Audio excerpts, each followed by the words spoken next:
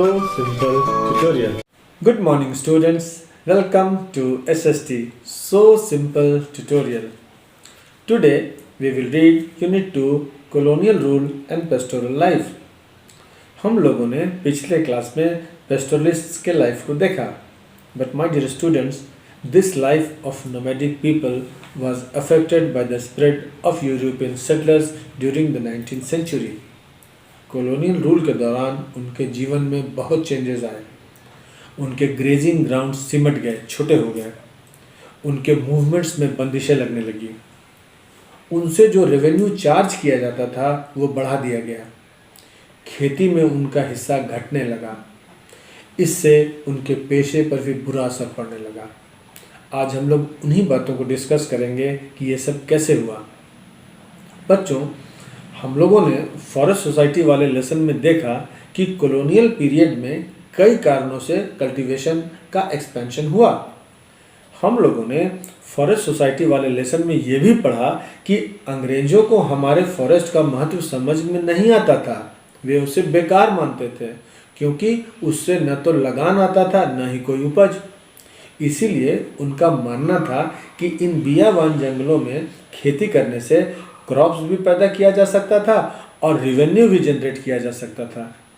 यहाँ भी हम देखेंगे कि कॉलोनियल गवर्नमेंट ज़्यादा से ज़्यादा ग्रेजिंग ग्राउंड्स को कल्टीवेबल लैंड में कन्वर्ट करना चाहती थी क्योंकि लैंड रेवेन्यू उनके मेन सोर्स ऑफ इनकम में से एक हुआ करता था. यदि खेती का एरिया बढ़ता था तो स्वाभाविक है कि गवर्नमेंट का इनकम भी बढ़ता. इतना ही नहीं, इससे जूट, कॉटन और वीट जैसी फसलों के प्रोडक्शन की भी बढ़ोतरी होती, जिसकी ज़रूरत उस समय इंग्लैंड में खूब हुआ करती थी. इसीलिए वे उन ग्रेजिंग ग्राउंड्स को खेती के योग्य बनाना चाहते थे. इसी बात को ध्यान में रखते हुए मिड 19th सेंचुरी में देश के विभिन्न भागों में वेस्ट लैंड रूल्स बनाए गए. इन्हीं रूल्स के तहत गवर्नमेंट अनकल्टिवेबल लैंड्स को अपने कब्जे में लेकर कुछ खास लोगों को देने लगी. ऐसे जमीनों को खेती के लायक बनाने और उस पर खेती करने को जमकर बढ़ावा दिया गया. इस तरह कब्जे में ली गई अधिकतर जमीन ग्रेजिंग लैंड्स की थी जिन्हें चरवाहे नियमित रूप से इस्तेमाल किया करते थे. तो इस तरह एक्सपेंशन ऑफ कल्टीवेशन तो होने लगा, पर पास्चर सिमटने लगे. और जब पास्चर सिमटने लगे तो पेस्टोरलिस्ट के लिए समस्याएं पैदा होने लगी. ये एक बात हुई. अब नेक्स्ट पॉइंट देखते हैं, फॉरेस्ट एक्ट, कि कैसे फॉरेस्ट एक्ट ने इनकी लाइफ पर असर डाला. हम लोगों ने फॉरेस्ट सोसाइटी वाले लेसन में फॉरेस्ट एक्ट पढ़ा था ना, याद है ना. फॉरेस्ट एक्ट 1865 में बनाया गया था और फिर 1878 में उसमें अमेंडमेंट करके फॉरेस्ट को रिजर्व, प्रोटेक्टेड और विलेज फॉरेस्ट 3 कैटेगरी में बांट दिया गया था. इस लॉ ने फॉरेस्ट पर डिपेंड रहने वालों को और फॉरेस्ट के अंदर बसे गांव के लोगों के जीवन को बुरी तरह प्रभावित किया था. रिजर्व फॉरेस्ट्स के तो एंट्री पर ही रोक लगा दी गई थी. न वहां से लकड़ी काटी जा सकती थी, न वहां से फल कलेक्ट किया जा सकता था, न हंटिंग की इजाज़त थी, न फिशिंग की. सब कुछ तो इलीगल बना दिया गया था. तो इस लॉ का असर इन चरवाहों पर भी पड़ा. इनके भी जंगल में घुसने पर पाबंदी लगा दी गई. इन जंगलों में पेस्टोरलिस्ट को कुछ कस्टमरी ग्रेजिंग राइट्स तो दिए गए, लेकिन उनके मूवमेंट पर बहुत रिस्ट्रिक्शंस लगी रही.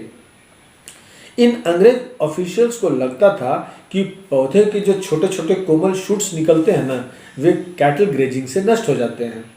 और जो छोटे पौधे होते हैं ना, सैपलिंग्स, उन्हें ये जानवरों के झुंड कुचल देते हैं, जिससे नए ट्रीज ग्रो नहीं कर पाते हैं. जिन जंगलों में उन्हें घुसने की छूट थी, मतलब जहां एंट्री अलाउड थी, वहां भी उन पर कड़ी नज़र रखी जाती थी. उन्हें एंट्री के लिए परमिट लेना पड़ता था. उनके एंट्री और डिपार्चर के डेट्स पहले से तय होते थे. मतलब अब ये कि वे जंगल में ज़्यादा समय नहीं गुजार सकते थे. अब उनका जंगल में स्टे सीमित हो गया.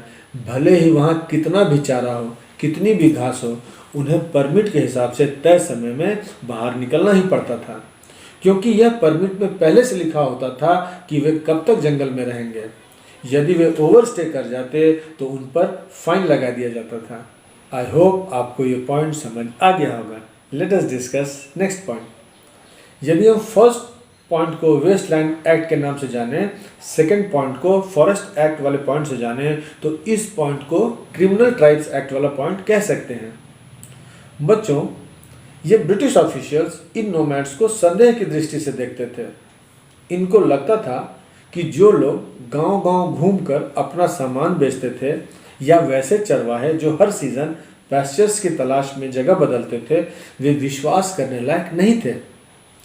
वे चाहते थे कि ग्रामीण लोग अपने गांव में ही रहें, एक फिक्स्ड प्लेस पर, और वो भी किसी पर्टिकुलर फील्ड पर फिक्स्ड राइट्स के साथ, क्योंकि ऐसे पॉपुलेशन को आइडेंटिफाई करना आसान होता है, उनको कंट्रोल करना भी आसान होता है।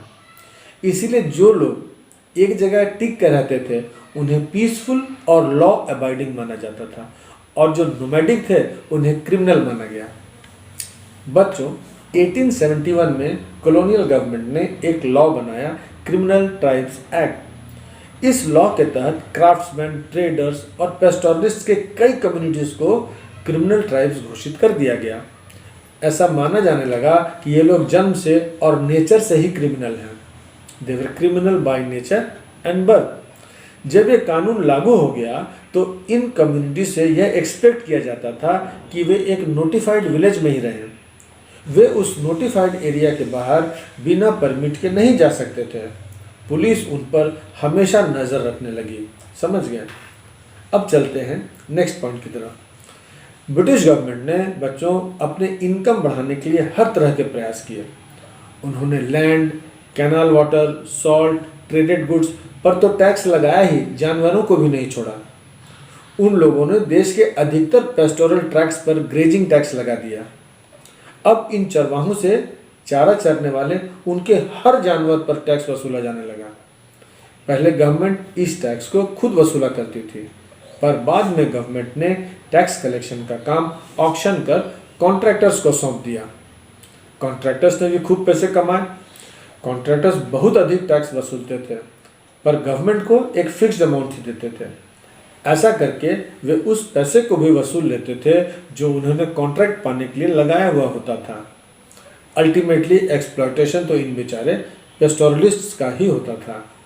इसीलिए गवर्नमेंट ने फिर से सीधे इन पेस्टोरलिस्ट से ही टैक्स वसूलना शुरू कर दिया। हर चरवाहे को एक पास इशू कर दिया गया। किसी भी ग्रेजिंग ट्रैक्ट में घुसने से पहले उन्हें पास दिखाकर टैक्स पे करना पड़ता था। चरवाहों के पास कितने जानवर हैं और उसने कितना टैक्स पे किया है, पास में इसकी एंट्री कर दी जाती थी। समझ गए? तो बच्चों, आज का क्लास यहीं समाप्त करते हैं। Time for probable questions now. 1. Why pastoralists were not allowed to access the reserved forests? 2. Name the act which was passed by the British government to limit the movement of the nomadic people. Mention any two features of this act. 3. Why did British introduce wasteland rules? Explain any 3 reasons. अब आप अपने text book को अच्छे से पढ़िए और इन questions को तैयार कर लीजिए।